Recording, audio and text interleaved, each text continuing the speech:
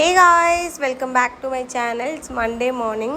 காலையிலே திருவிழா ஸ்டார்ட் ஆகிடுச்சு. ஒரே பரபரப்பாக போயிட்டு இருந்தது. வீட்டில் வேலை செய்கிறது, சமைக்க ஆரம்பிக்கிறது, அப்புறம் அப்படியே மஞ்சு விரட்டு கிடையாது.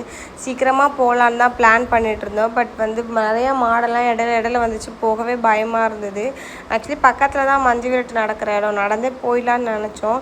பட் வர மாடுங்களெல்லாம் பார்த்தா ரொம்ப பயமாகவும் பயங்கரமாகவும் இருந்தது. ஸோ அதனால நாங்கள் சரி ஓகே அப்படி சொல்லிட்டு எங்கள் வீட்டில் எங்கள் மாமா வந்தது. அப்புறம் கூட்டிகிட்டு போய் என்னையும் அதனையும் எங்கள் மஞ்சு விரட்டு பார்க்குற இடத்துல விட்டார். போகும்போதே பார்த்திங்கன்னா அவ்வளோ மாடு வந்தது. இடையிலலாம் பார்க்கவே செம்ம சூப்பராகவும் இருந்தது. பக்கத்தில் போய் பார்க்கணுன்னு ஆசை தான். ஆனால் ஏதாவது ஆயிடுச்சுன்னா அப்படின்னு சொல்லிட்டு தூரத்துலேருந்தே பார்த்துட்டு கொஞ்சமாக நாங்கள் போகும்போதே ஆஃப் மஞ்சு விரட்டு முடிஞ்சிடுச்சு. ஏன்னா ஏர்லியராகவே ஸ்டார்ட் பண்ணிடுவாங்க. பயங்கர வெயில் மண்டே பொழக்கிற அளவுக்கு ஒரு வெயில் போட்டுகிட்டே இருந்துச்சு. சரி ஓகே, இந்த வீடியோ ஃபுல்லாக ஸ்கிப் பண்ணாமல் பாருங்கள்.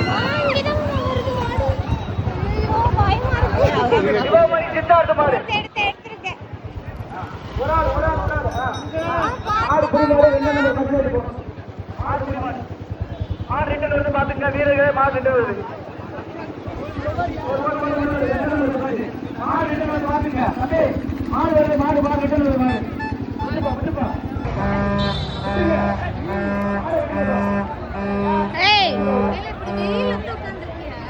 மாடு நாங்க வரும்போது அம்லி வா, அம்லி காட்டுல ஸ்கிரீன் அம்லி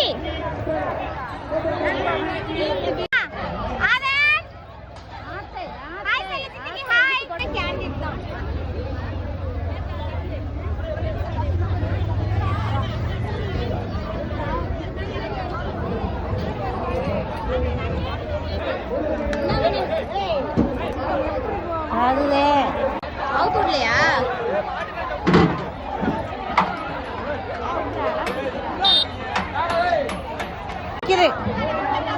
யார் எத்தனை யார் ராட்டா குத்தணும்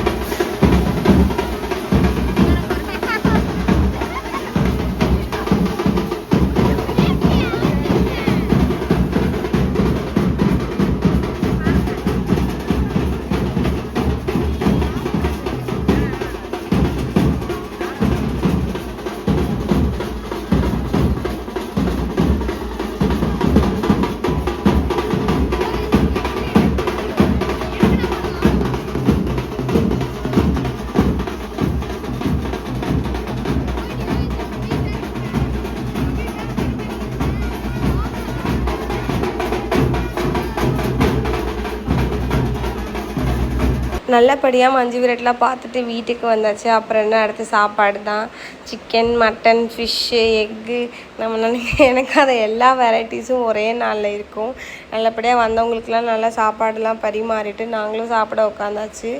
நல்லாவே நான் மட்டன் மட்டும் சாப்பிடல. மட்டன் எனக்கு அலர்ஜிங்கிறதுனால மற்ற எல்லா டிஷ்ஷுமே சூப்பராக இருந்தது. நான் நல்லா சாப்பிட்டு முடித்தேன்.